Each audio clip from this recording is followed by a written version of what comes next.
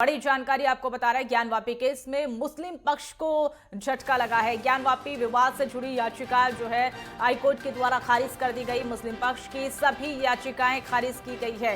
High court ने मुस्लिम पक्ष की याचिका खारिज की।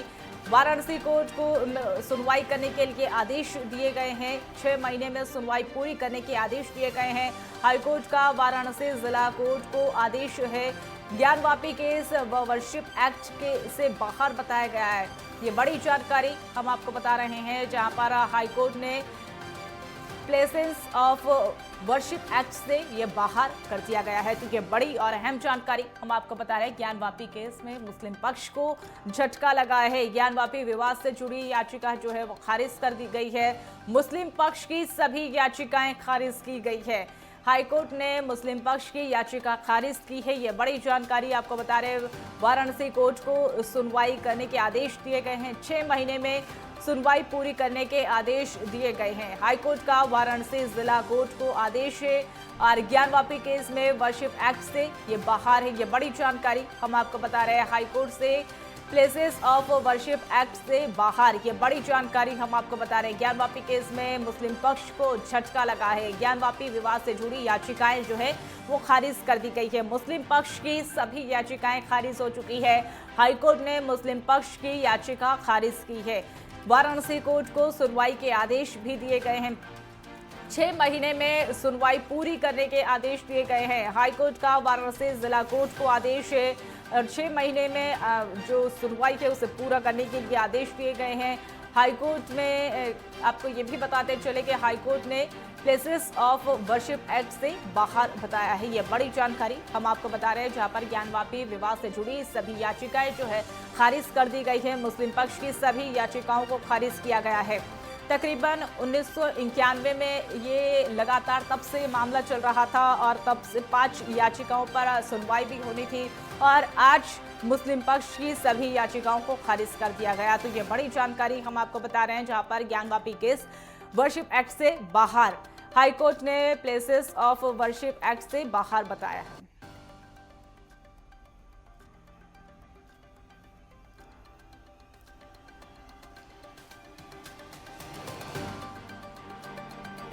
इस खबर पर और अधिक जानकारी के लिए हमारे ब्यूरो चीफ राघवेंद्र प्रताप हमारे साथ जुड़ चुके हैं। राघवेंद्र जी, जिस तरीके से वाराणसी कोर्ट में सुनवाई होनी थी और उसके बाद ज्ञानवापी मामले को लेकर दोनों पक्षों की दलीलें कई बार देखी गई और उसके बाद आज हाईकोर्ट ने अपना फैसला सुना दिया और मुस्लिम पक्ष को झटका लगा है।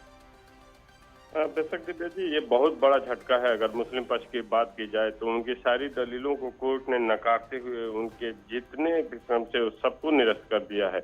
अब मुस्लिम पक्ष के पास कहीं न कहीं सोचने पे मजबूर होना पड़ेगा कि जिस तरह अयोध्या में राम मंदिर का विवाद था, कहीं न कहीं मुस्लिम पक्ष बार बार दावा करता था, लेकिन अंततः जीत हिंदू पक्ष की हुई थी। कहीं न कहीं जो ज्ञानवापी का प्रकरण है वो भी उसी दिशा की तरफ बढ़ता हुआ दिखाई दे रहा है। वैसे भी काशी शिव की नगरी के रूप में जानी जाती है, शिवलिंग की नगरी के रूप में जानी जाती है, ज्ञानवापी के लिए नहीं जानी जाती है। तो ये विवाद कहीं न कहीं से अब उस मुहाने की तरफ बढ़ता हुआ दिखाया जा रहा है, जिसमें हिंदू पक्ष की पैरवी और मजबूत होती जा रही है और कहीं न कहीं से मुस्लिम पक्ष अपनी जीत की तरफ बढ़ता हुआ दिखाई दे रहा है। जिस तरीके से राघवेंद्र जी मुस्लिम पक्ष को आज बड़ा झटका लगा और ये भी आपको बताते चले कि वाराणसी कोर्ट को ये आदेश भी दिया गया हाई कोर्ट के द्वारा, तो क्या लगता है मुस्लिम पक्ष की अगली जो याचिकाएं हैं वो और बढ़ सकती है या फिर क्या अब अमूमन देखा जा सकता है?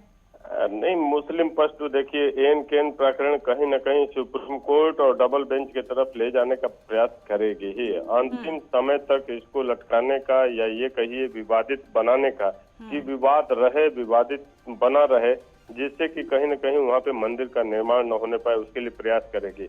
लेकिन जो काशी की नगरी है और जो काशी कॉरिडोर है और जो काशी विश्वनाथ मंदिर प्रांगण है, कहीं न कहीं से वहाँ पे ये जो ज्ञानवापी का केस है, कहीं न कहीं वो एक बदनुमा दाग की तरह दिखाई देता है। कहीं न कहीं से वो हिस्सा काशी विश्वनाथ कॉरिडोर का ही दिखाई देता है और आने वाले समय में जब भी हिंदू पक्ष उस पर जीत अपनी पाएगा तो कहीं न कहीं वो मंदिर का हिस्सा दिखाई भी देगा।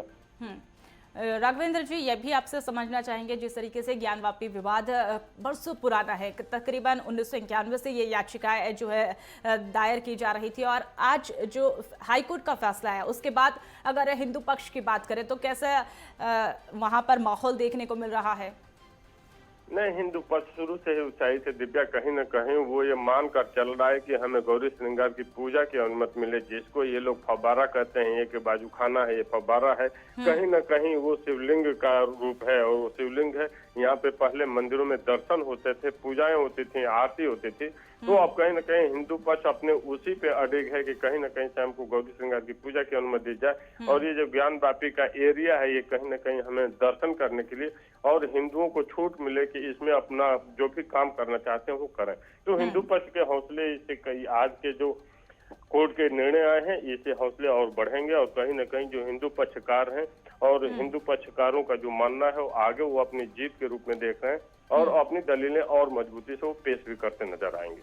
जी राघवेंद्र जी, जिस तरीके से हिंदू पक्ष अपनी दलीलें आगे और भी पेश करेंगे, कहीं ना कहीं मुस्लिम पक्ष की दलीलें भी वहां पर बढ़ती हुई अब नजर आएगी, क्योंकि मुस्लिम पक्ष को आज एक बड़ा झटका लगा, और 6 महीने में भी ये भी कहा गया कि 6 महीने अगले जो आने वाले हैं उसमें आदेश पूरा किया जाए, और ये सुनवाई है वो 6 महीने का सिलसिला लगातार जारी रहेगा। और ऐसे में अगर बात करें हम वाराणसी क्षेत्र की, तो वहाँ की स्थिति की कैसे माहौल जो है वो नजर आ सकते हैं? क्या विवाद की कोई स्थिति ऐसे में नजर आ सकती है? नहीं दिव्या जी, देखिए उत्तर प्रदेश में हम बात करें तो योगी आदित्यनाथ की सरकार में दंगों के लिए और इस तरह के कोई भी अराजकता के लिए कोई जगह नहीं है। उत्तर प्रदेश की योगी सरकार इन सब से निपटना जानती भी है, और पुलिस को उतनी छूट भी है, या जांच एजेंसियों को उतनी छूट है कि वो कठोर निर्णय लेने से भी नहीं पीछे हटते। आप अयोध्या में देख लीजिए, अयोध्या का जब प्रकरण चल रहा था तो लोग कहते थे खून की नदियां बह जाएंगी, बहुत ये हो जाएगा, दंगे हो जाएंगे, लेकिन परिंदा भी पर नहीं मर पाया था। ये योगी की पुलिस है, और कहीं न कहीं योगी की पुलिस, उत्तर प्रदेश की जो योगी सरकार की पुलिसिंग व्यवस्था है, वो कहीं न कहीं इतनी मजबूत है कि अराजकता तो अब हिम्मत नहीं उठा पाते हैं कि हम अराजकता करें। तो इसलिए अराजकता का कोई माहौल नहीं है, या माहौल बिगाड़ने का कोई प्रयास भी नहीं कर पाएगा, क्योंकि उसे पुलिस का डर है, अपने एनकाउंटर का डर है, और कहीं न कहीं बुलडोजर का डर है। जी बिल्कुल। राघवेंद्र प्रताप जी, आप हमारे साथ जुड़े, तमाम जानकारी साझा करी, इसके लिए बहुत बहुत धन्यवाद।